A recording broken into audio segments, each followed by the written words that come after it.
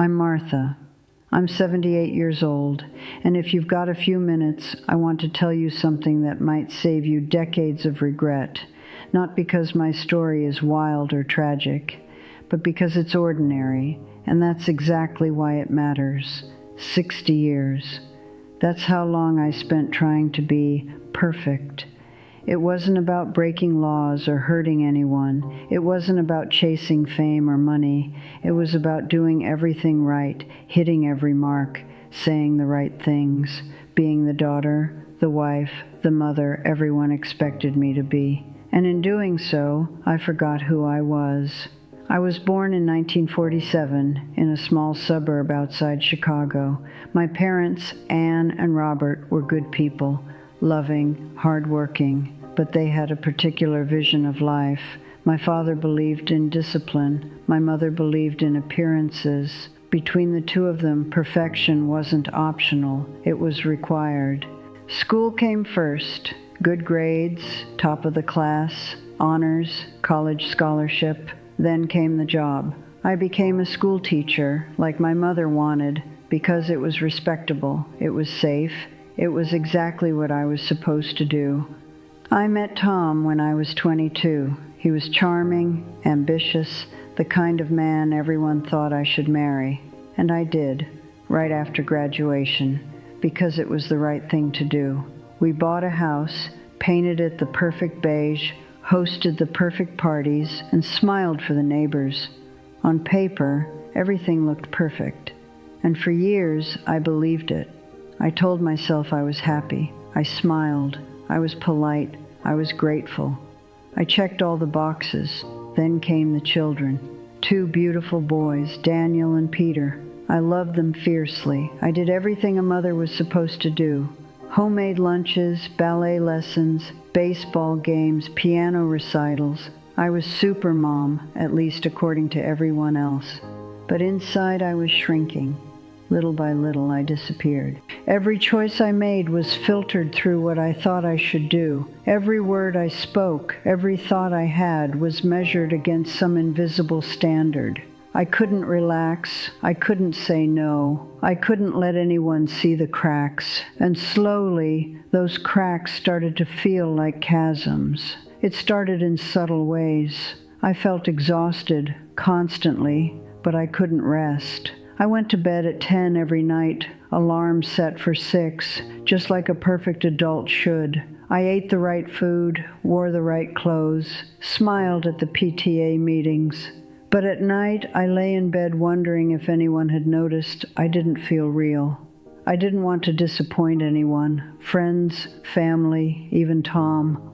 I wanted him to think I was everything he had imagined, everything I had imagined for myself.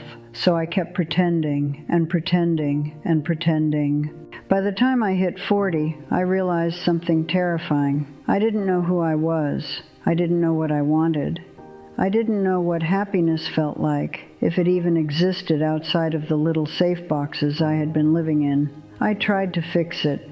Therapy was in its infancy then, but I found a counselor named Mrs. Bennett who worked out of a small office in downtown Chicago.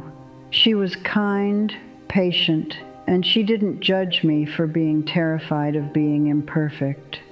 She asked me one simple question that stayed with me for years. Martha, what if you stopped trying to be perfect? Who would you be then? I didn't have an answer. I didn't dare to imagine the answer, because perfection was safety. Perfection was love, or so I had been told. I threw myself deeper into perfection. I volunteered at the school, chaired committees, baked pies for every holiday, sewed costumes for school plays, drove carpool for every kid, remembered every birthday. Everyone told me I was amazing. And inside, I felt hollow. By the time I was 50, I was exhausted in every sense of the word, physically drained, emotionally drained, spiritually drained. I started getting sick all the time, chronic colds, infections, migraines. My body was screaming, but I ignored it. It's just stress, I told myself, just a phase. Keep going. I kept going for 20 more years. Daniel and Peter grew up and moved out. Tom and I stayed in the same house, still smiling, still hosting, still pretending, and I realized the truth. I wasn't living. I was surviving, and surviving had nothing to do with being perfect. It was in my 60s that the cracks became impossible to ignore. Tom passed away suddenly from a heart attack when I was 65. Perfect marriage, perfect family, perfect life, gone, just like that. And for the first time in decades, I was alone. Not alone in a scary sense, but alone in a way that forced me to face myself. I couldn't rely on being the perfect wife anymore. I couldn't hide behind being the perfect mother. I had to be Martha, just Martha, and it was terrifying. At first I did nothing. I cried a lot. I ate cereal for dinner. I didn't answer the phone. I walked through the house, touching the walls, seeing all the little things I had done to keep everything perfect. The framed photos, the clean counters, the awards, the parties. Everything shouted, "This is what a good life looks like." And yet, I felt nothing. Then slowly, I started small. I bought a bright red scarf just because I liked it. I skipped church one Sunday. I started taking walks alone, without thinking about whether it was acceptable to do so. I signed up for a painting class at the community center. I laughed in ways I hadn't laughed in 50 years. And the more I allowed myself these little imperfections, the more I realized something extraordinary. Happiness didn't come from being perfect. It came from being real, from listening to myself, from letting go of the fear of judgment. I made mistakes, so many mistakes. I burned meals. I forgot appointments. I argued with friends. I said things that weren't politically correct, and I survived. More than that, I thrived. By 70, I was a completely different person. I traveled, something I had never dared to do alone.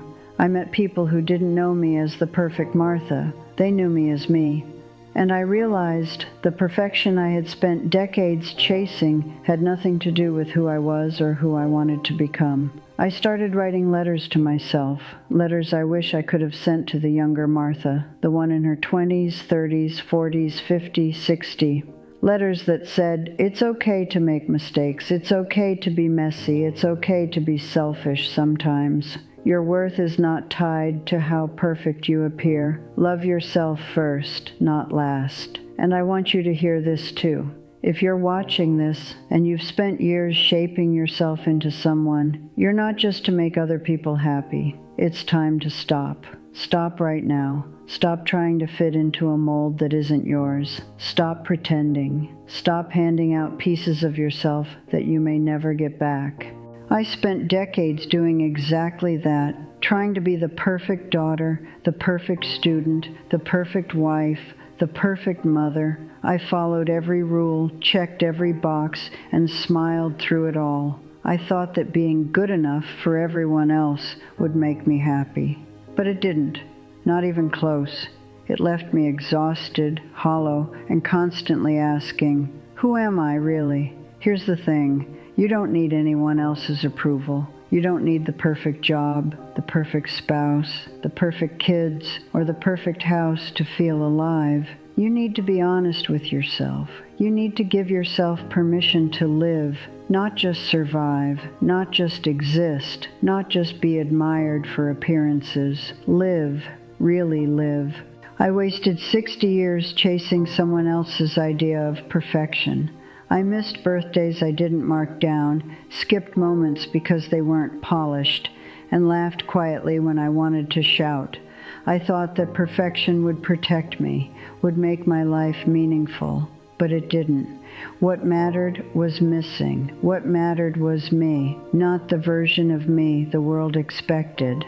So today I'm telling you, you don't have to live that way. You can start choosing yourself right now. You can start small. Take a walk you've been avoiding. Buy the thing you secretly want. Speak the truth you've been holding back. Each little step brings you closer to the life that actually belongs to you, the life you're meant to live. It's scary at first. It might feel selfish, but it's not. It's freedom. It's honesty. It's the only way to stop losing yourself to a life that isn't yours.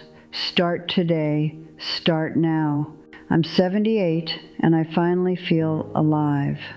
I paint badly, I travel alone, I cry in movies, I eat chocolate for breakfast sometimes, and I dance in my living room with the blinds closed, and I love it.